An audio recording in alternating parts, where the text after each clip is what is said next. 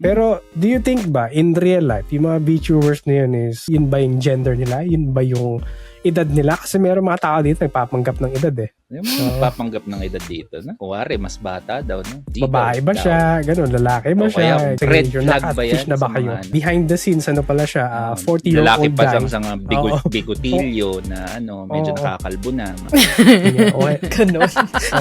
It's Naka-voice changer lang pala. Para sa akin siguro, depende kung what they are lying about eh. Kasi, I don't know, for me, parang being a VTuber is also like a form of expressing yourself eh. Paano, I mean, masama ba if gusto niya like bear yung VTuber niya? So, kailangan bear ba siya in real life? Ganon. I think that really isn't an issue. I mean, may Twitch So, moderator na nag-identify as a deer, di ba? So, may point naman kasi baka at the same time is baka sabihin nila na VTuber siya na may sakit daw siya pero wala naman pala sakit, nag-ask ng mga donation. Ayun yung masama. For scam purposes, gano'n. There's Game levels or to something. this. Parang yan. Pero kung boy, girl, age doesn't matter. Okay lang naman yan. Trip nyo, bahala kayo sa buhay nyo. Yan. Sa tingin ko, Ano ayaw na lang din lang nilang ayaw lang din nilang ma-review. Privacy. Siyempre, yun nga kaya sila, for privacy purposes. Parang ganun. Parang hindi malaman yung Mahirap na rin kasi madox.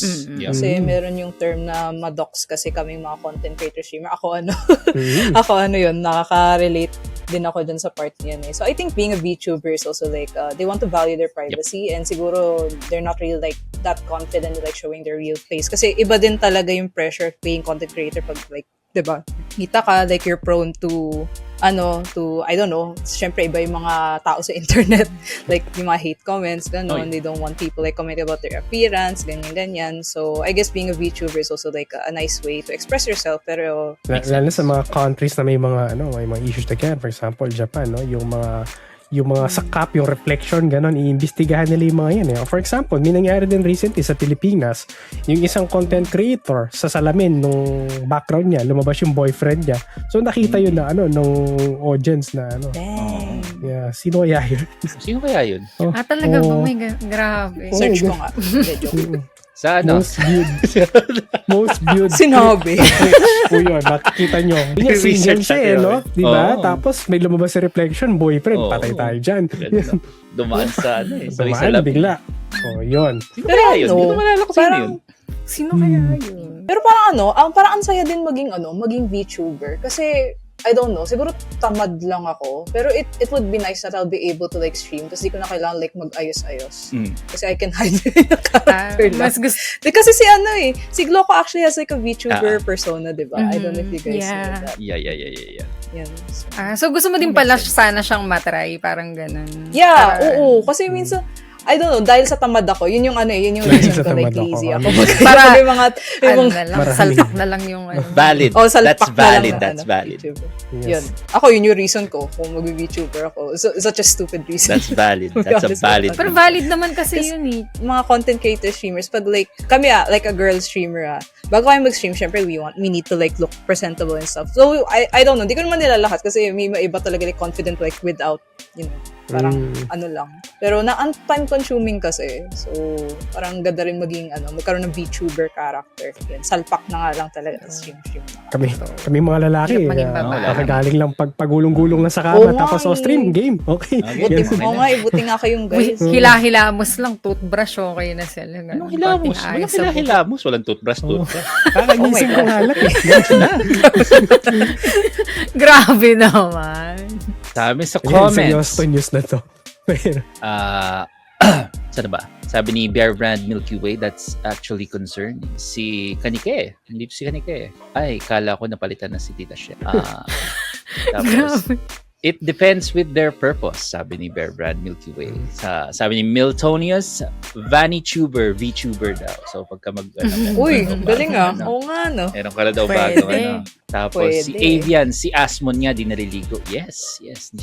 Power Ranger dapat. Every week. Every week ba? Di ba once a month? Hindi, every week ang last na narinig ko eh. Once a month. May improvement na, no? May improvement na. Si Avian, sabi niya, I think Ay. it's not the age, but the lie. Uy, lalim.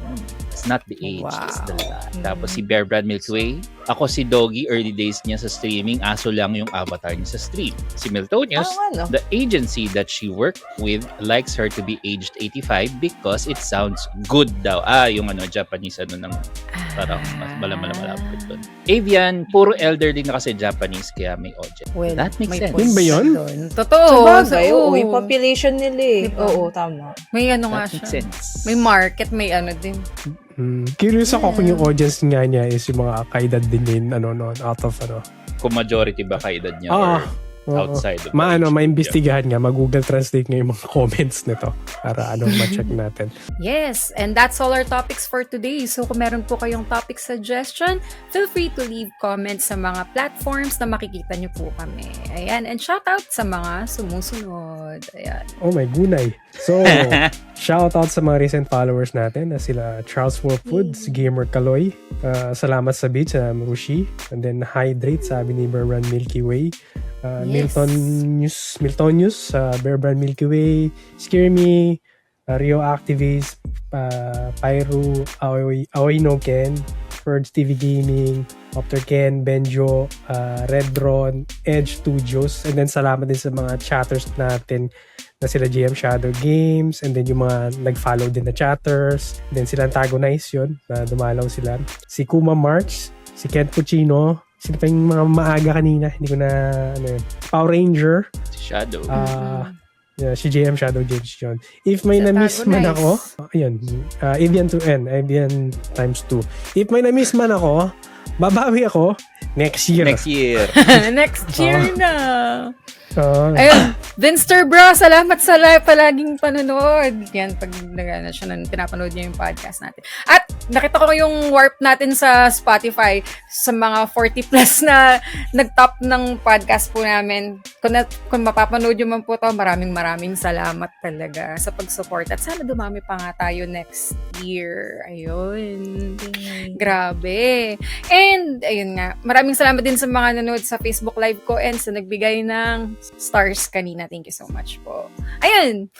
So, kung gusto nyo po kaming supportahan, tulad ng pagsuporta ng mga sumusuporta sa amin, you can follow, like, comment, subscribe, of course, sa mga platforms na makikita nyo po kami. Of course, sasabihin ko na dahil last episode na to for this year, makikita nyo po kami sa YouTube, sa Spotify, of course, sa Facebook, sa TikTok, sa Twitch, sa IG, sa X.